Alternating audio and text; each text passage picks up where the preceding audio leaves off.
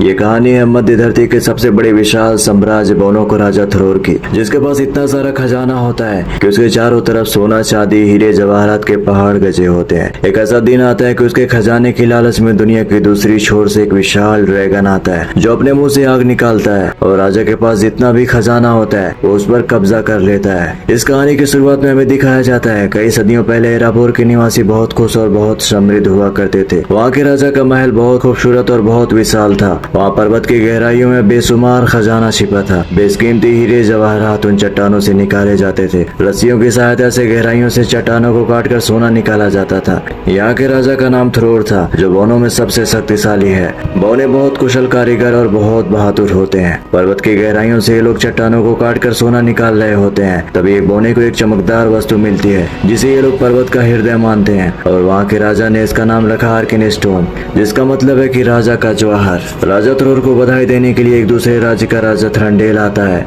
एक सिपाही उसके सामने एक बॉक्स खोलता है जिसके अंदर एक चमकदार हीरे से जड़ा हुआ एक नेकलेस रखा होता है। जब थ्रंडेल की नजर उस पर पड़ती है तो उसे वो देखता ही रह जाता है। जब उसे छूने के लिए अपना हाथ आगे बढ़ाता है लेकिन वो सिपाही बॉक्स बंद कर देता है। थ्रंडेल वहाँ से चला जाता है। धीरे धीरे जैसे ही दिन बीतता गया थ्रोर के पास इतना सारा खजाना हो गया कि उसके चारों तरफ सोना चांदी हीरे जवाहरात का पहाड़ गज चुका था और वो लालच में अब अंधा हो चुका था। थोरिन ऊपर से उसे यह सब देख रहा होता है। तभी बाहर बहुत तेज हवा चलना शुरू हो जाता है। थोरिन समझ जाता है कि ड्रैगन आ चुका है। वो आते ही आग बरसाने लगता है। एराबोर शहर में एक किला को आते ही चकनाचूर कर देता है। उस शहर में चारों तरफ तबाही मचा देता है। पूरे शहर में आग ही आग नजर आती है जिसमें बहुत सारे लोग झुलस कर मारे जाते हैं। एक सैनिक तीर चलाता है जो कि ड्रैगन पर जाकर लगता है लेकिन उससे कुछ भी नहीं होता है। और दूसरी तरफ जितने भी बोने महल के अंदर होते हैं वो दरवाजे के पास में इकट्ठा हो जाते हैं ड्रैगन को अंदर आने से रोकने के लिए। राजा आर्केन स्टोन निकाल लेता है। तभी दरवाजा अचानक से टूट जाता है और ड्रैगन अंदर घुसते ही आग बरसाने लगता है। वो बहुत विशाल होता है। अपने पंजे से कई सैनिकों को कुचल कर मार देता है और वहाँ पर जितने भी सिपाही होते हैं सब लोग इधर उधर भागने लगते हैं। राजा आर्केन स्टोन लेकर जैसे ही दरवाजे पर आता है खजाने के अंदर पहले ही ड्रैगन पहुंच चुका होता है। राजा जमीन पर गिर जाता है जिससे उसके हाथ में रखा हुआ आर्केन स्टोन खजाने में गिर जाता है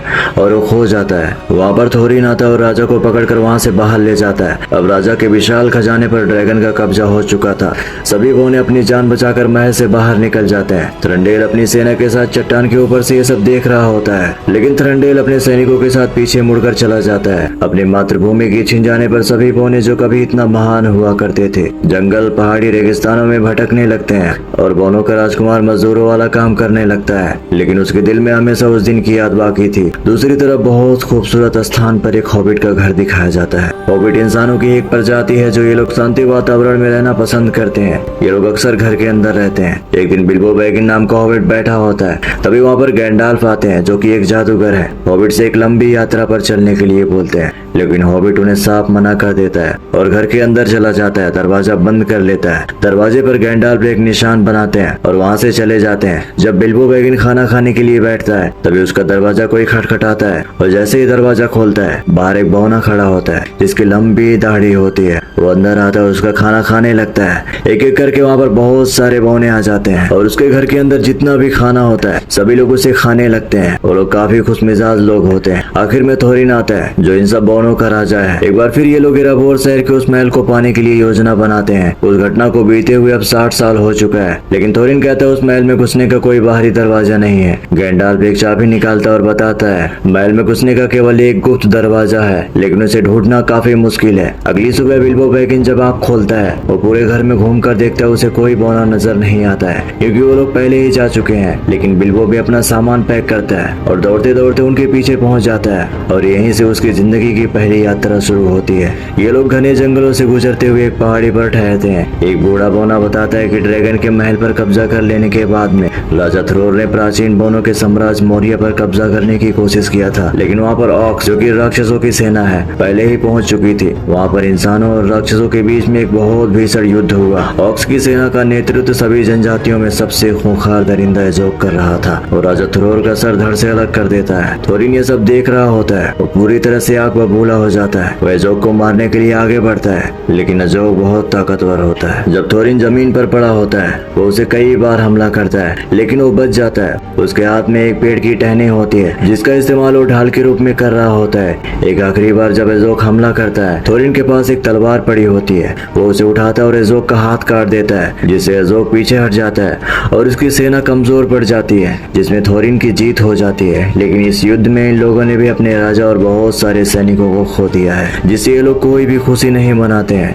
यहाँ पर जितने भी लोग बचे होते हैं ये सभी थोरिन को अपना राजा मानते हैं। दूसरी रात जब ये लोग जंगल में होते हैं तभी इनके 2 घोड़े गायब हो जाते हैं। जब ये लोग जंगल के अंदर जाकर देखते हैं तो एक बड़ा सा राक्षस दोनों घोड़ों को उठाकर ले जा रहा होता है। वहाँ पर 2 दैत्य पहले से ही खाना पका रहे होते हैं। ये तीनों एक दूसरे से झगड़ रहे होते हैं। बीच वाला बोलता है तुम्हारे हाथ का खाना अच्छा नहीं लगता है। बिल्बो घोड़ों को छुड़ाने के लिए दैत्य की पीठ पर बंधे हंसियों को निकालने की कोशिश करता है, लेकिन दैत्य अपनी पीठ भुजाने के लिए जैसे ही अपना हाथ पीछे करता है बिल्बो उसके हाथ में आ जाता है। ये तीनों दैत्य उसे देखकर चौंक जाते हैं। ये तीनों लोग उसे पकाकर खाने वाले होते हैं। तभी के लिए अपनी तलवार से एक दैत्य पर पीछे से हमला करता है और दैत्य बिल्बो को फेंक देता है। तभी सभी बौने वहाँ पर आ जाते हैं और इन तीनों पर हमला करने लगते हैं। दैत्य काफी विशाल होते हैं और बौने काफी छोटे होते हैं, जिससे उनको पकड़ना काफी मुश्किल होता है। ये लोग तीनों दैत्यों को बहुत मारते हैं, लेकिन आखिरकार बिल्बो पकड़ा जाता है। दैत्य उन सबसे हथियार नीचे करने के लिए बोलते हैं। ये लोग आत्मसमर्पण कर देते हैं। ये लोग कुछ बौनों को आग के ऊपर भून रहे होते हैं, बाकी बौनों को बांध कर रखा होता है। ये लोग धीरे धीरे लकड़ी को घुमा रहे होते हैं। तभी वहाँ पर गैंडाल्फ आता है। एक पत्थर पर जोर से अपनी छड़ी पटकता है, जिससे पत्थर के 2 टुकड़े हो जाते हैं और वहाँ से सूरज की रोशनी जैसे ही दैत्यों पर पड़ती है ये तीनों अपनी जगह पर पत्थर के बन जाते हैं। ये लोग उनकी गुफा में जाते हैं। वहाँ पर बहुत सारी पहले युग की एल्फ्स द्वारा बनाई गई तलवारें पड़ी होती हैं। जमीन पर एक तलवार पड़ी होती है। गैंडाल्फ उसे बिल्बो को देता है और बताता है जब ऑक्स या गोब्लिन तुम्हारे करीब होंगे तो ये तलवार नीला होकर चमकने लगेगी। वहाँ पर गैंडाल्फ का पुराना साथी रेडागास्ट आता है। वो गैंडाल्फ को बताता है मैं डोल गुलडोर किले में गया था। वहाँ पर एक ऐसी प्राचीन ताकत है जो आत्माएं बुला सकती है। मेरा सामना एक पिशाच से हुआ, लेकिन वहाँ पर और भी थे। मैं किसी तरह अपनी जान बचाकर वहाँ से भाग आया। वो एक पिशाच की तलवार गैंडाल्फ को देता है, लेकिन तभी वहाँ पर एक अजीब सी आवाज आती है। जब ये लोग पीछे मुड़कर देखते हैं तभी वहाँ पर एक खूंखार जानवर इन पर हमला कर देता है। सामने से एक और जानवर आता है। ये लोग दोनों को मार देते हैं। ये जानवर एजोक के पालतू होते हैं। इसका मतलब ये है कि एजोक को दरिंदा इन सब का पीछा कर रहा होता है। रेडागोस उनको भटकाने के लिए उनके सामने से जाता है। ये सभी राक्षस उसके पीछे पड़ जाते हैं और वहाँ पर जितने भी बौने होते हैं पीछे से उस जगह से निकलने की कोशिश कर रहे होते हैं। रेडागास्ट उनको अपने पीछे बहुत दौड़ाता है, लेकिन एक राक्षस को कुछ महसूस होता है। ये लोग उससे छिप जाते हैं। जब राक्षस ऊपर पहाड़ी पर होता है कीली तीर चलाता है। ये लोग उसे मार तो देते हैं, लेकिन इसी के साथ वहाँ पर मौजूद सभी राक्षसों को इनके वहाँ पर होने की खबर लग जाती है। ये लोग भागने लगते हैं। वो लोग इन लोगों को चारों तरफ से घेर लेते हैं। तभी गैंडाल्फ इन लोगों को एक गुफा में चलने के लिए कहता है। ये लोग एक गुफा में घुस जाते हैं।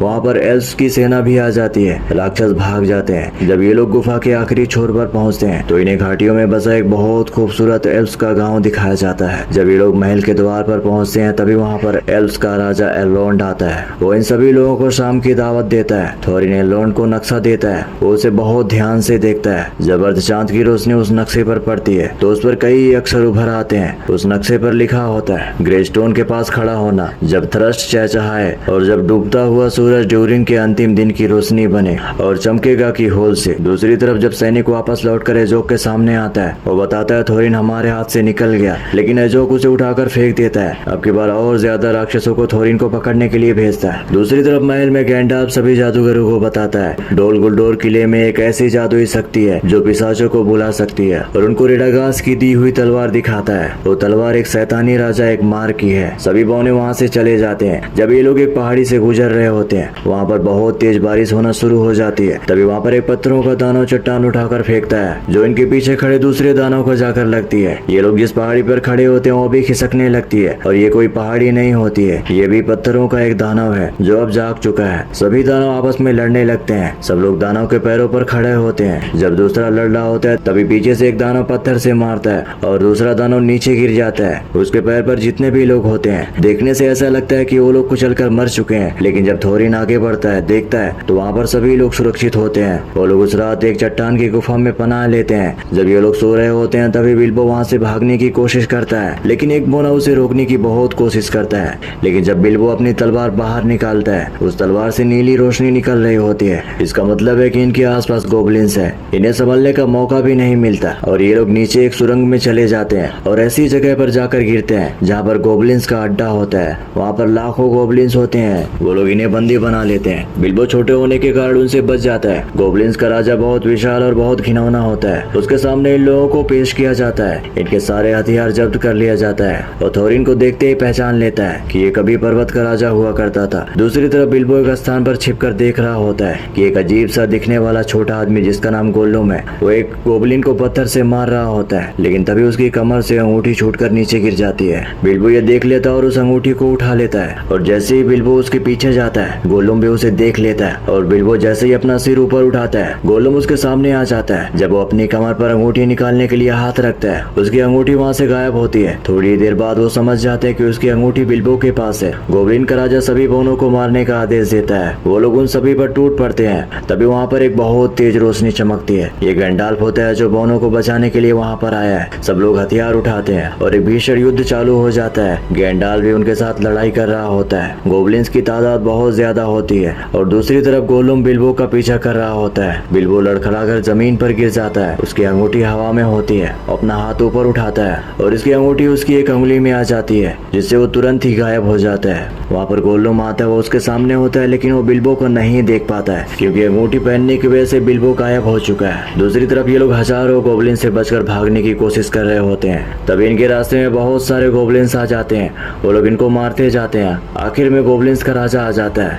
लेकिन गैंडाल्फ उसे मार देता है। जिस लकड़ी के पुल पर ये लोग होते हैं वो टूटकर नीचे गिर जाती है। ये लोग बस हो जाते हैं, लेकिन इनके पीछे हजारों गोबलिन्स पड़ जाते हैं। दूसरी तरफ गोल्लुम के सामने बिल्बो होता है, लेकिन वो उसे देख नहीं पाता है। बिल्बो उसके ऊपर से कूदकर वहाँ से निकल जाता है। जब ये लोग जंगल में होते हैं जोग भी अपनी सेना के साथ जंगल में पहुंच जाता है। ये लोग भागने लगते हैं। इनके पीछे खूंखार भेड़िए पड़ जाते हैं। ये लोग कई भेड़ियों को मार देते हैं, मगर अंत में एक ऐसा वक्त आता है इनके आगे का रास्ता खत्म हो जाता है और इनके आगे एक गहरी खाई होती है और इनके पीछे खूंखार दरिंदा एजोक होता है। ये लोग पेड़ों पर चढ़ने लगते हैं। एजोक वहाँ पर अपने खूंखार भेड़ियों के साथ में आता है। वो कहता है मैं तुम्हारे अंदर के डर को सूंघ सकता हूँ। वो उन सभी को मारने का आदेश देता है। सभी भेड़िए उसके इशारे पर पेड़ पर चढ़ने लगते हैं। एक एक करके सभी पेड़ एक दूसरे के ऊपर गिर जाता है। गैंडाल्फ एक फल तोड़ता है और उसमें जादू से आग लगाता है और नीचे फेंक देता है। एक एक करके सभी लोग नीचे फल फेंकते हैं, जिससे चारों तरफ आग लग जाती है और सभी भेड़िए पीछे हट जाते हैं। जब थोरिन की नजर एजोक पर पड़ती है वो उसे देखकर बहुत गुस्सा होता है। थोरिन अपनी तलवार उठाता है और आगे बढ़ता है। एजोक अपने जानवर पर बैठा होता है। उसका जानवर एक छलांग लगाता है और थोरिन को एक पंजा मारता है। थोरिन गिर जाता है और एक बार फिर वो उठता है और एक बार वो फिर से थोरिन पर हमला करता है, जिससे वो नीचे गिर जाता है। एजोक का जानवर थोरिन को उठाकर अपने जबड़े से दूर फेंक देता है। एजोक अपने एक सैनिक को उसका सर काटने को बोलता है, लेकिन वो सैनिक जैसे ही तलवार हवा में उठाता है बिल्बो से जोर से धक्का मारता है और इसके सीने में अपनी तलवार घुसा देता है और एजोक के सामने जाकर खड़ा हो जाता है। ये लोग जैसे ही आगे बढ़ते हैं इन पर सभी बोने एक साथ हमला कर देते हैं। थोड़ी देर तक ये लोग लड़ते हैं, लेकिन इनके सामने बोने बेबस हो जाते हैं। लेकिन तभी वहाँ पर बहुत सारे बड़े बड़े चील आ जाते हैं। ये गैंडाल्फ द्वारा बुलाई गई मदद होती है। ये पक्षियाँ बहुत बड़ी बड़ी होती हैं। ये लोग भेड़ियों को पकड़कर खाई में फेंकने लगते हैं। एजोक भी इन पक्षियों के सामने बेबस पड़ जाता है। उसकी आंखों के सामने उसके सभी भेड़ियों को खाई में फेंका जा रहा होता है। वहाँ पे जितने भी बौने होते हैं ये पक्षियाँ सभी को लेकर उड़ जाती हैं। एजोक वहाँ से देखता ही रह जाता है। ये पक्षियाँ इन सभी को बहुत दूर एक चट्टान पर छोड़ देती हैं। थोरिन अपनी जान बचाने के लिए बिल्बो को शुक्रिया अदा करता है। इस चट्टान से बोनों का साम्राज्य जो मध्य धरती का आखिरी चट्टान है दिखाई देता है, जिसके अंदर सोना चांदी हीरे जवाहरात के पहाड़ गजे होते हैं। लेकिन इस वक्त वहाँ पर एक ड्रैगन सो रहा है, जिसने एक वक्त में इसी खजाने के लिए वहाँ के शहर को शमशान बना दिया था। ये लोग वहाँ से अपनी यात्रा के लिए निकल जाते हैं और एक जादुई जंगल के करीब आकर रुकते हैं। गैंडाल्फ जब जंगल के अंदर जाता है पेड़ पर लगे पत्तियों को हटाता है। वहाँ उसे एक लाल अजीब सा बना हुआ निशान दिखाई देता है, जो एक शैतानी निशान है, जिसे देखकर वो चौंक जाता है और उसके चेहरे पर एक आशंका की लकीर उभर जाती है। वो तुरंत पीछे मुड़ता है और अपने घोड़े पर बैठता वापस चला जाता है। सभी बौने जंगल के अंदर दाखिल होते हैं। अंदर से वो जंगल बहुत अजीब दिखाई देता है। जंगल की हवा ऐसी होती है कि ये लोग एक ही जगह पर बार बार घूमते हैं, लेकिन इनको पता ही नहीं चलता है कि ये लोग एक ही जगह पर हैं। बिल्बो के दिमाग में एक ख्याल आता है। जब वो पेड़ की सबसे ऊंचाई पर चढ़कर देखता है तो उसे वहाँ से पूरा जंगल दिखाई देता है। लेकिन जब वो सभी बौनों को बुलाने के लिए नीचे देखता है उसका पैर पूरी तरह जाली में फंस चुका होता है। वो नीचे गिर जाता है और मकड़ी की जाली में जाकर फंस जाता है। मकड़ी तुरंत उसे जाले से लपेटकर मम्मी बना देती है और इन सभी को खाने के लिए स्टोर कर लेती है। मकड़ी जब बिल्बो की ठीक ऊपर आती है वो अपनी तलवार को उसके सीने में घुसा देता है। वो जल्दी से उठता है और अपनी जेब से अंगूठी निकालता है। उसे पहनते वो गायब हो जाता है और उससे मकड़ियों की आवाजें भी आने लगती हैं। वो धीरे धीरे आगे बढ़ता है और एक मकड़ी को मार देता है और अपने सभी साथियों को एक एक करके छुड़ा लेता है। इन सबके सामने बहुत सारी मकड़ियां आ जाती हैं। ये लोग उन सभी को मारने लगते लेते हैं। तभी वहाँ पर एल्फ्स भी आ जाते हैं। ये लोग इन सभी को चारों तरफ से घेर लेते हैं। किले को एक मकड़ी पकड़ने ही वाली होती है। तभी वहाँ पर एक एल्फ्स गर्ल आती है और सभी मकड़ियों को मार देती है और किली को बचा लेती है। ये लोग सभी बोनों को बंदी बना लेते हैं। जब ये लोग अंदर जाते हैं, बिल्बो भी गायब होकर महल के अंदर घुस जाता है। थोरिन को एल्फ्स के राजा थ्रंडेल के पास में ले जाया जाता है और थोरिन से कहता है, मैं अपनी मदद पेश करता हूँ, लेकिन अगर तुम मुझे बुद्ध धारे का सफेद नगीना दोगे तब। लेकिन थोरिन उसे साफ मना कर देता है और ये लोग उन सभी को मोटी सलाखों के भीतर कैद कर देते हैं। किली के पास वो लड़की आती है जिसका नाम टोरियल है। ये दोनों कुछ देर तक बातें करते हैं। बिल्बो गायब होता है जो कि सभी तहखानों की चाबी उठाता है और जितने भी बोने कैद होते हैं सभी को खोलकर उनको सलाखों से आजाद कर देता है। बिल्बो इन सभी को एक लकड़ी के डिब्बे में घुसने के लिए कहता है। जब ये लोग उसके अंदर घुस जाते हैं तो बिल्बो लकड़ी की एक पट्टी को ऊपर उठा देता है जिससे सब लोग नदी में जाकर गिर जाते हैं। जब ये लोग नदी के रास्ते आगे बढ़ रहे होते हैं तभी आगे का दरवाजा बंद कर दिया जाता है। ये लोग पूरी तरह से फंस जाते हैं। तभी वहाँ पर एजोक द्वारा भेजी गई सेना आ जाती है जो थोरिन को मारने के लिए यहाँ पर आई है। थोड़ी देर बाद वहाँ टोरियल और लेगोलस भी आ जाते हैं। ये दोनों युद्ध में बहुत माहिर होते हैं। किली कैसे भी करके दरवाजा खोल देता है जिससे सभी बोने नदी की धारा में आगे बढ़ जाते हैं। दोनों एल्फ्स बहुत सारे राक्षसों को मार देते हैं, लेकिन बोनों के रास्ते में नदी के किनारे किनारे बहुत सारे राक्षस इन पर हमला करते हैं। किसी तरह ये लोग उनसे बचते बचाते आगे बढ़ते हैं और एक नावी के पास पहुंच जाते हैं जिसका नाम ब्लैड था। ये लोग उसके साथ उसके शहर में जाते हैं और ये लोग जहाँ पर है, एक समय में ये शहर उन्हीं की राज्य का एक जाना माना शहर हुआ करता था। जब थोरिन वहाँ की जनता को बताता है कि मैं थोरिन हूँ, मैं एक बार फिर से अपना राज कायम करूंगा, मैं चारों तरफ खुशियां लाऊंगा, उस महल के अंदर जितना भी खजाना है मैं सबको एक एक आदमी को उसका हिस्सा दूंगा। लेकिन ब्रैड इन सबको बताता है कि ड्रैगन 60 सालों से सो रहा है, अगर उसकी नींद खुल गई तो एक बार फिर वो चारों तरफ तबाही मचा देगा। लेकिन खजाने की लालच में उसकी बात कोई नहीं सुनता है। कुछ लोगों को छोड़कर सभी बोने महल की तरफ पानी के रास्ते आगे बढ़ते हैं। जो चट्टानों पर बना एक विशाल महल कभी इनका हुआ करता था, लेकिन अब वहाँ पर पिछले 60 सालों से एक ड्रैगन सो रहा है। दूसरी तरफ जब गैंडाल पुराने खंडार में पहुंचता है, वहाँ उसे कई इंसानी लाशें दिखाई देती हैं, लेकिन इसी खंडार में वो दरिंदा एजोक भी छिपा है जिसे बस एक मौके की तलाश है। लेकिन तभी गैंडाल्फ के ऊपर एक बूढ़ा आदमी हमला कर देता है और बूढ़ा आदमी लगातार गैंडाल्फ पर हमला करने लगता है। गैंडाल्फ किसी तरह बचते बचाते भाग रहे होते हैं जब एक बार फिर वो गैंडाल्फ को मारने के लिए झपटता है। उसके सिर पर अपना हाथ रखते हैं, मंत्र पढ़ते हैं जिससे उसकी मानसिक संतुलन ठीक हो जाती है।